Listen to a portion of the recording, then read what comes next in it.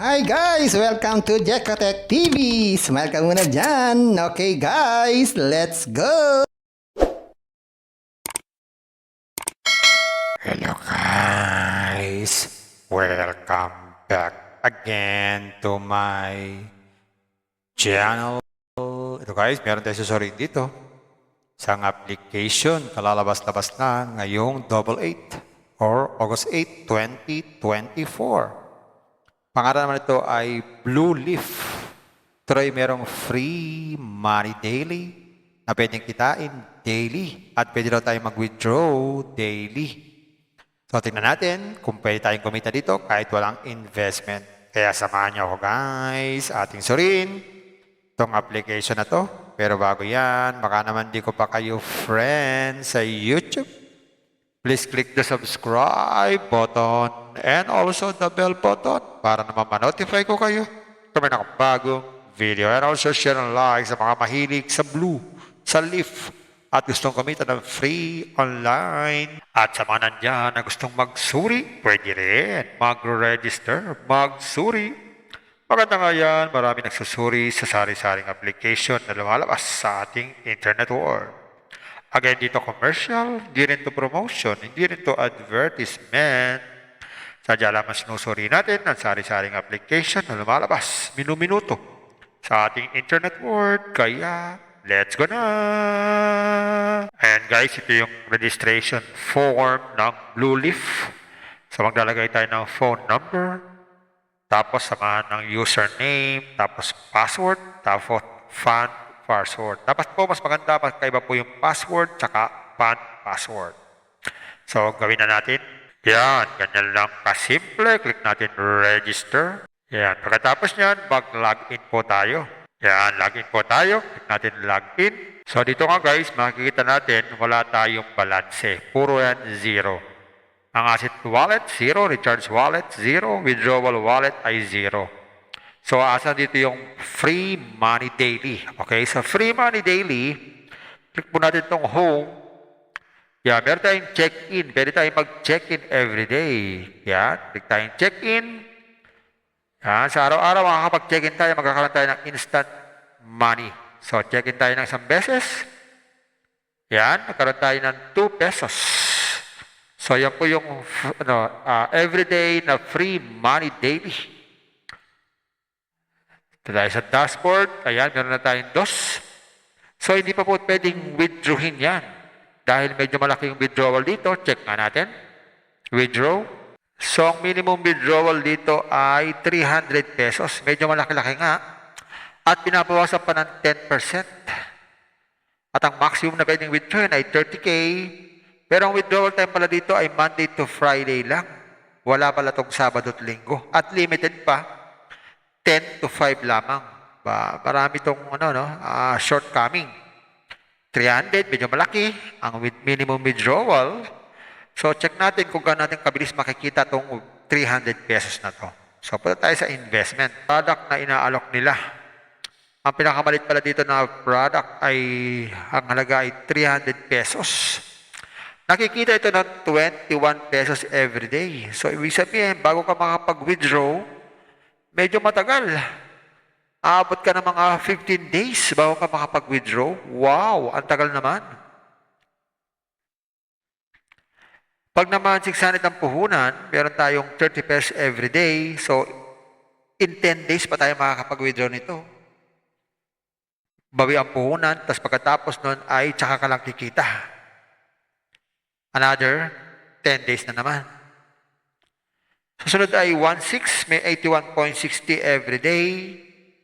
So, lumalabas dito, 20 days bago mabawi. Pero ang limit ito ay 3 limit lang. Medyo matagal, no? Bago mabawi. Ang gawin lang, click lang itong buy now. Buy now. Confirm. Insufficient balance. So, kailangan pala mag-recharge bago mag-buy now. So, punta tayo sa recharge. Yan. Pili tayo dito. Recharge tayo ng 2K.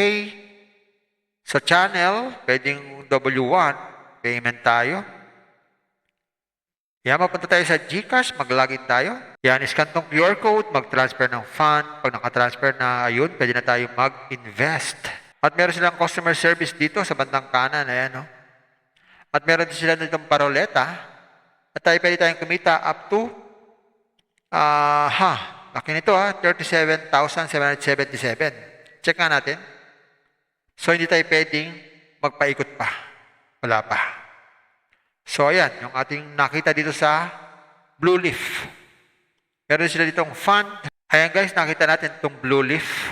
Totoo naman, meron siyang free money daily. Makukuha yan sa pag-check-in o pagla-log-in. Kaya lang, medyo maliit bago ma-withdraw. Pero sa mga investment na inalok dito, kaya lang, palit lang ang kita.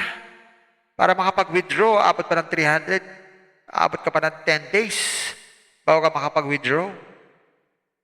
Guys, mag-isip-isip kayo bago mag-invest. Think twice. Mag-search, magtanong-tanong bago mag-invest. And invest at your own risk. Invest what you can afford to lose. Yun lamang po sobrang pera ang ating invest. Huwag yung ating pangkabawayan, pamimigas, pambiling ulam, pan-tuition fee. At lalo-lalo na, huwag po tayong mangungutang kung wala po tayong pang-invest. At sa pampaalala, ang ganito mga application, minsan tumatagal, pero minsan, sandaling-sandali lamang. Ang tanya ko dito sa application na to, tatagal to. Mga 10 to 15 days. Pero hindi natin sigurado. Kaya maging maingat sa ating pag-invest. At kung wala kayong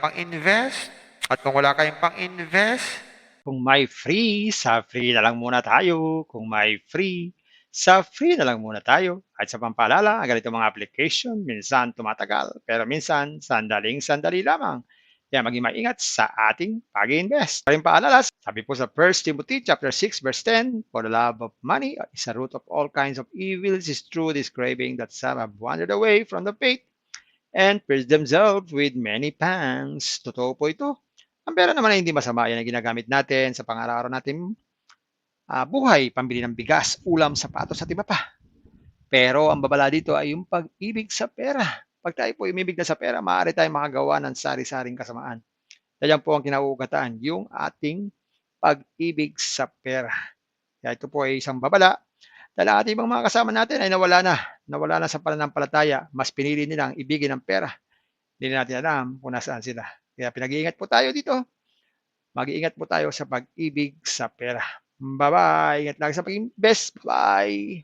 Hi guys! Welcome to Jekotech TV! Smile ka muna dyan! Okay guys, let's go!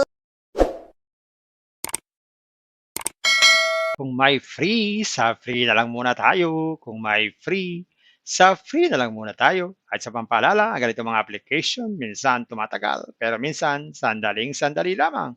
Kaya maging maingat sa ating pag-invest. Paring paalala, sabi po sa 1 Timothy chapter 6 verse 10, for the love of money is a root of all kinds of evils, is true this craving that some have wandered away from the faith and pierced themselves with many pangs. Totoo po ito. Ang pera naman ay hindi masama. Yan ang ginagamit natin sa pang-araw-araw natin buhay, pambili ng bigas, ulam, sapatos at iba pa. Pero ang babala dito ay yung pag-ibig sa pera.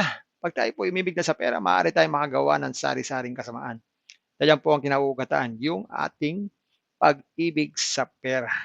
Kaya ito po ay isang babala. Dahil ating ibang mga kasama natin ay nawala na sa pananampalataya. Mas pinili nilang ibigin ang pera. Hindi na natin alam kung nasaan sila. Kaya pinag-iingat po tayo dito. Mag-iingat po tayo sa pag-ibig sa pera. Bye-bye. Ingat lang sa pag-invest. Bye. Hi guys! Welcome to Jekotech TV! Smile ka muna dyan! Okay guys, let's go! Kung may free, sa free na lang muna tayo. Kung may free, sa free na lang muna tayo. At sa pampaalala, ang ganito mga application, minsan tumatagal, pero minsan, sandaling-sandali lamang. Kaya maging maingat sa ating pag-invest. Paring paalala, sabi po sa 1 Timothy chapter 6 verse 10, for the love of money is a root of all kinds of evils, is true this craving that some have wandered away from the faith and pierced themselves with many pangs. Totoo po ito. Ang pera naman ay hindi masama. Yan ang ginagamit natin sa pang-araw-araw natin buhay, pambili ng bigas, ulam, sapatos at iba pa. Pero ang babala dito ay yung pag-ibig sa pera. Pag tayo po umibig na sa pera, maaari tayong makagawa ng sari-saring kasamaan. Yan po ang kinauugatan, yung ating pag-ibig sa pera. Kaya ito po ay isang babala dahil ang ating ibang mga kasama natin ay nawala na sa pananampalataya, mas pinili nilang ibigin ang pera. Hindi na natin alam kung nasaan sila. Kaya pinag-iingat po tayo dito. Mag-iingat po tayo sa pag-ibig sa pera. Bye-bye. Ingat lagi sa pag-invest. Bye. Hi guys! Welcome to Jekatech TV! Smile ka muna dyan! Okay guys, let's go!